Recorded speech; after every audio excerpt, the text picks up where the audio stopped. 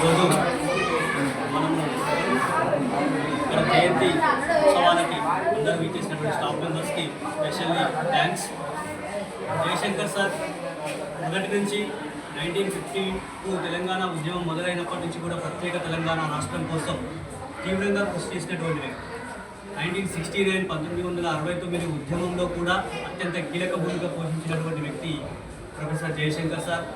మలిదశ ఉద్యమం మొదలైనప్పటి నుంచి 1990 తర్వాత తెలంగాణని ఎట్లా సాధించాలి అనేటటువంటి క్రమంలో చాలామందికి అనుమానాలు ఉన్నటువంటి సమయంలో తెలంగాణ ఈ ఫలానా మార్గంలో మనం వెళ్తే మనం తెలంగాణని సాధించగలిగాం. అదే ఒకటి, ప్రజల్లోకి తెలంగాణ ఆకాంక్షని బలంగా తీసుకెళ్ళాలి. రెండవది, బలంగా ప్రజల్లోకి తెలంగాణ ఆకాంక్ష వెళ్ళిన తర్వాత ప్రజల ద్వారా ఉద్యమాలు చేయాలి.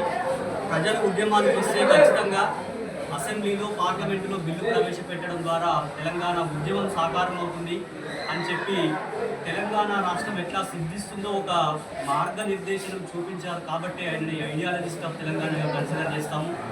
అండ్ మోర్ ఓవర్ సార్ ఒక మాట అంటారు, నేను తెలంగాణ రాష్ట్రాన్ని కళ్ళ చూసిన తర్వాతనే నేను కన్ను మూస్తాను అని చెప్పారు. బట్ దురదృష్టవశాత్తు సార్ చెప్పినట్టుగా 2011 సంవత్సరంలో తెలంగాణ రాష్ట్రం సిద్ధించకముందే, తెలంగాణ రాష్ట్రాన్ని చూడకముందే ప్రొఫెసర్ జయశంకర్ సార్ కన్ను మూసినప్పటికీ దేశంలోనే 29వ రాష్ట్రంగా ఏర్పడినటువంటి తెలంగాణ ఇప్పటికీ తెలంగాణ సమాజం ప్రొఫెసర్ జయశంకర్ సార్ని గుర్తు చేసుకుంటుంది. అదే సందర్భంగా ఈరోజు కూడా మనం గుర్తు చేసుకున్నాము. సో అందరికీ మరొకసారి ప్రత్యేక కృతజ్ఞతలు తెలియజేసుకుంటూ జోహార్లు తెలంగాణ సిద్ధాంతకర్త జయశంకర్ సార్.